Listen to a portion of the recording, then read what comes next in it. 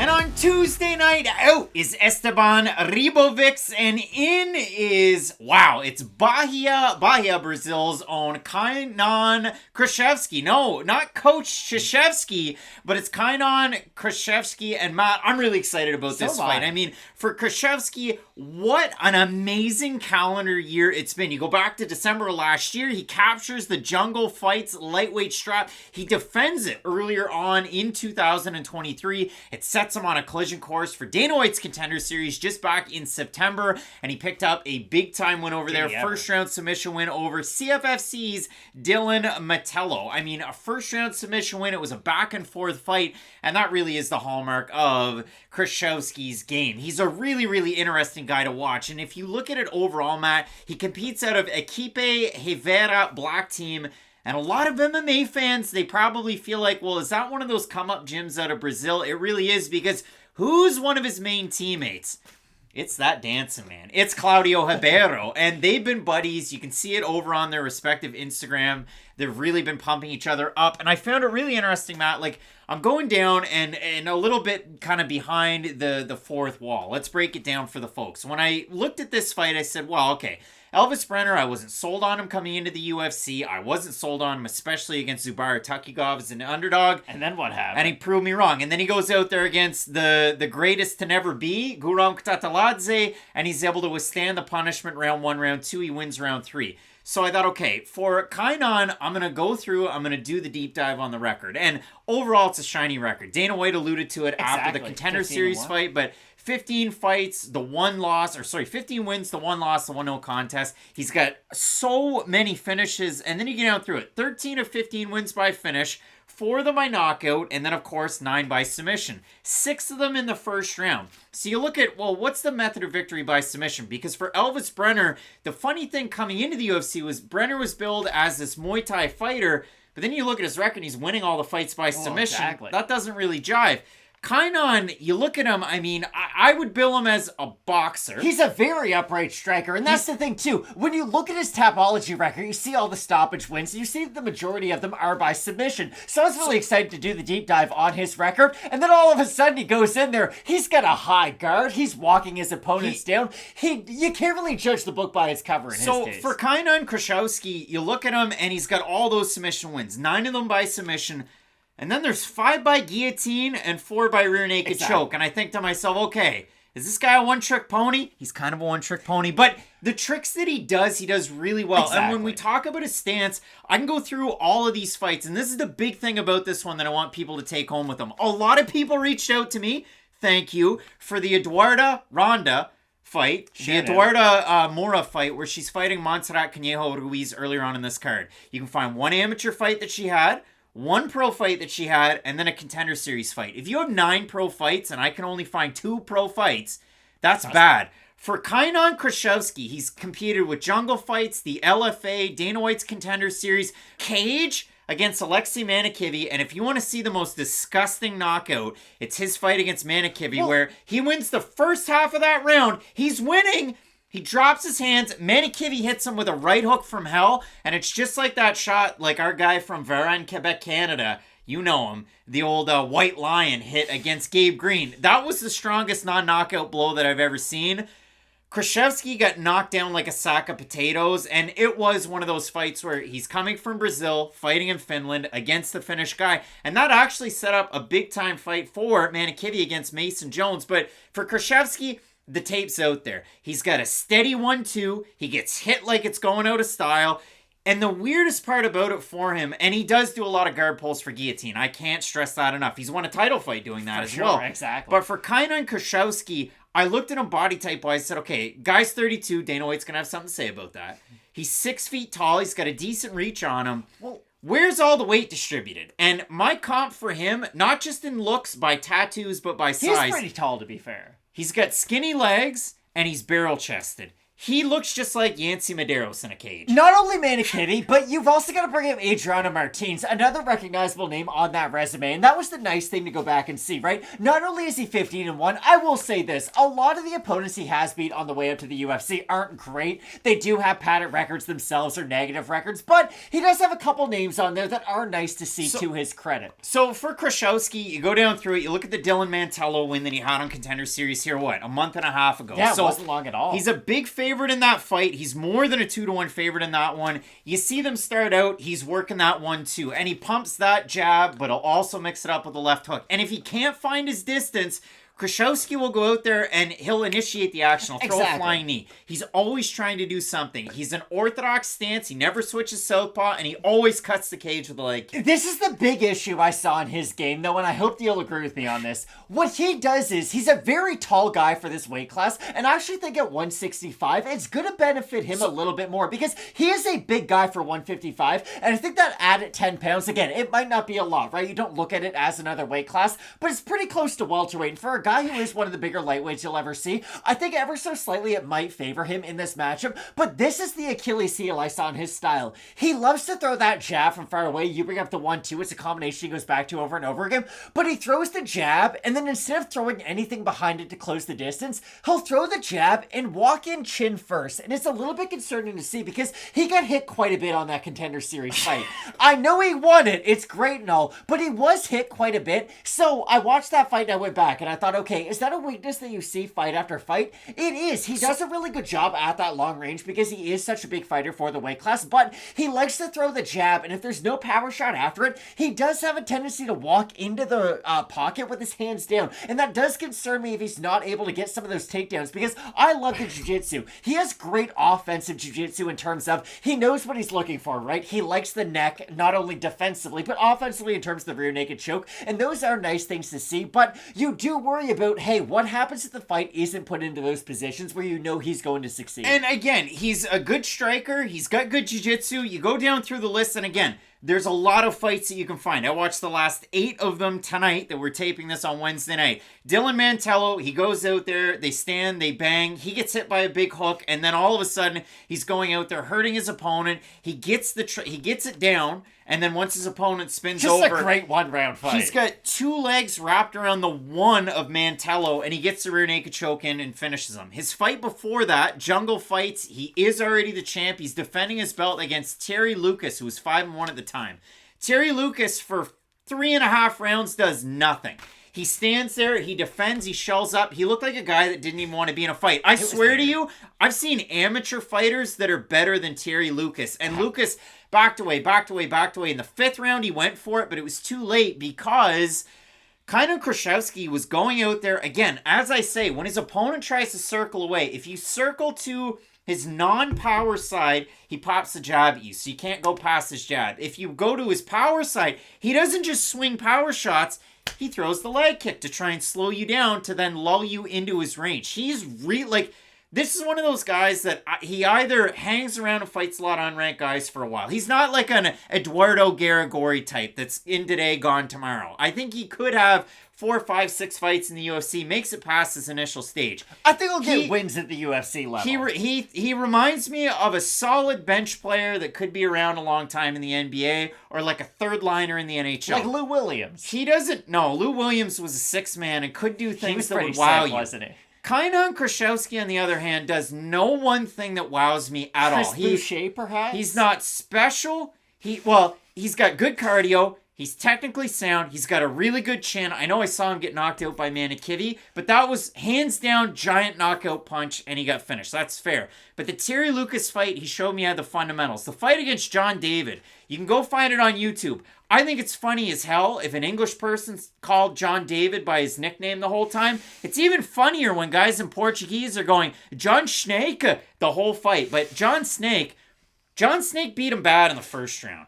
John Snake got him down to the mat. We saw that Kruschewsky doesn't have great takedown defense. He likes to go for that guillotine, but once he gets onto his back, he has a hard time getting out of it. And he kind of is the definition of a tall fighter in that regards, right? He does a great job at the long range, but once you get on the inside, not only in terms of the striking, but in takedown defense too, you can definitely get to him. So John Snake has him down, he gets his back, and he's hitting him in the back of the head. The referee goes, whoa, whoa, whoa. That's illegal. That's illegal. Let's stand this thing up. So Kaynan Kruschewsky, he's grabbing his head, and the other fighter, John David, goes to the corner. The referee looks like he says start the action, but he made a mistake and he didn't.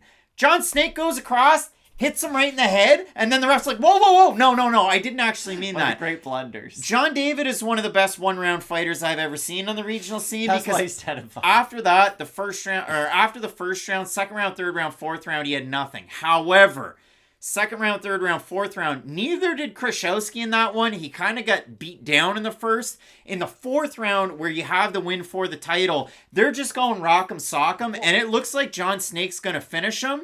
Kruschewsky grabs him into a clinch, pulls guillotine, and submits him. Not that the comp is perfect by any means, but could you see him going on one of those, like, Julian Rosa type runs, right? Where, like, he'll have a hard fight, a fight of the night, he'll probably get over the hump and win it, but every now and then he's going to get stopped by one of those really high-level prospects, because you're right, at 32 years old at 15-1, if you really were that top-level prospect, you'd probably be in the organization by now. The only other thing that I want to break this down for the folks that might not know this fighter, we like to give flowers to those debuting fighters, so you get to know them a little bit better, more than numbers on a page. So he beats John Snake, that's great.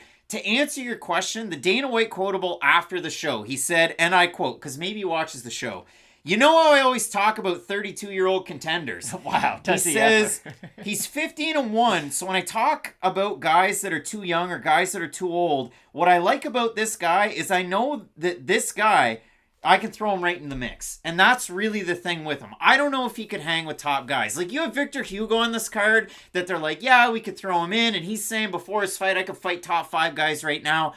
I don't think Victor Hugo's very good at all. And I think he's got a chance. Okay. He's got a chance against Daniel Marcos because the things that he's really good at, he's really good at. But he's not well-rounded. Kaynan Kruschewsky is really well-rounded. And to the point about the 2 fights that a lot of people are going to see, a no contest against Damian Lapilus, that was a main event of Aries FC 4. That's a 3-round main event. Damian was the champion with Aries.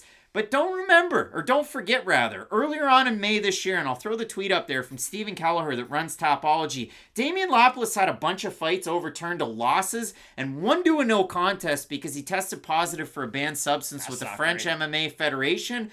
The one no contest was against Kruschewsky, and I can't find it anywhere else. So, allegedly, they both failed a drug test, but I can't find it anywhere else. So you see the tweet for what it is. The fight against Adriano Martins is interesting because they're going to talk about that on Saturday. And if you made it this far into the video... you know he beat Islam Makhachev. You should know this. He beat Islam Makhachev. He's the only one. Adriano Martins turned 37 on fight day. He's not a young man, is he? He turned 37 on the day that he fought Kaynan Kruschewsky. He weighed in at 76.2 kgs.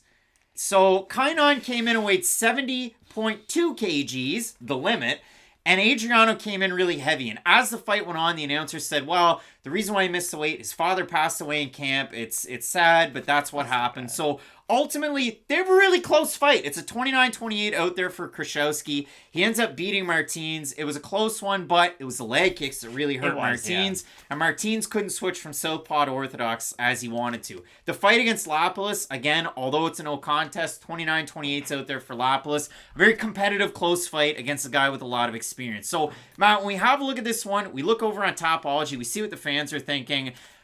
We haven't talked about Elves Brener whatsoever, but we will.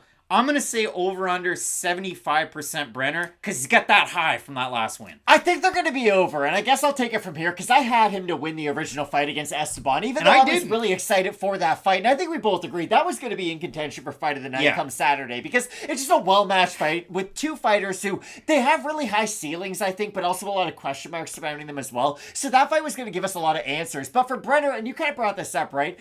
For Kaynan, he doesn't have the best cardio. And if he doesn't have the answers to the long-range shots, and this, just let me wrap it all together. The thing is, he's really good at that long distance, and I do like his answers with some of the defensive submissions, and I think those might be key to at least keep Elves Brener off him in terms of shooting his own offensive takedowns. But on the inside, I do worry about him if he is eating a lot of volume and trying to respond with his own volume, because if he is trying to match what Brener's output is, especially early on, I think it might be difficult for him. Now, if Brener has that kind of output early on, and he's not getting the break speed off him, then it might be interesting to see how he looks in the third round as well. But again, the original video, we both brought up a lot of question marks surrounding Elves Brener, even though he did cash as a big underdog those first 2 times. But Brener isn't one of those weird positions where it's, hey, you've been impressive, but we're still left wanting just a tad bit more. And I think this is a really fun fight, though, all things considered. Brener is one of those guys, if you're wondering, okay, well, this is the first time I'm watching you guys, why do you have questions about Elves Brener? You go back and you watch his fights when he was on the regional scene, his fight with Future MMA for the title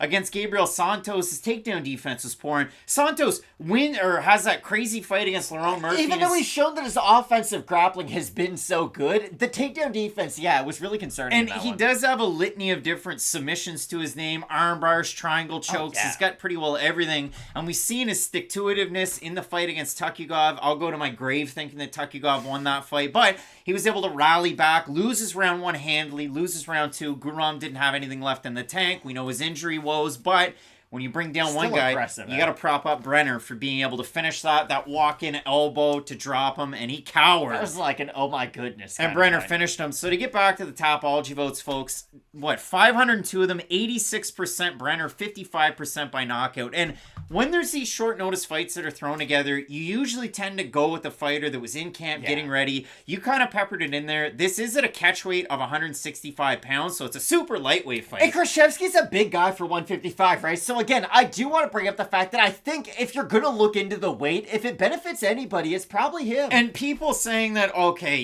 this guy's got 5-round title experience. He definitely does. The fight that he had against Mr. Snake, in that one, big left hand, he drops Snake. It turns into a Snake scramble and a takedown attempt. And Kruschewsky was really tired, and he was getting hit quite a bit. And then his other 5-round fight that you go out there and watch, he's chasing his opponent. He's using basic combinations. They're basic, but it all works for him. Surprising pop, though. He doesn't have like Sean O'Malley striking or Israel Adesanya striking. He doesn't have the jiu-jitsu of like a Damian Maia, and he doesn't have the takedown ability of a Ben Askren. But this guy's really steady, and I think we'll see if cardio even plays a factor into it. But I think Kruschewsky's the really steady guy, and if this was a full camp, I think this one's really close. I think Elves Brener can get the win in this one, and I am going to pick him. I know I've talked a lot about Kruschewsky. I think Brener, if he can figure out the distance, if he doesn't get held behind the block line, if the leg kicks don't take him out of it, then Brener is just one of those guys that can keep a really high volume, keep a really high pace. And the big thing about Brener that's different than Kruschewsky,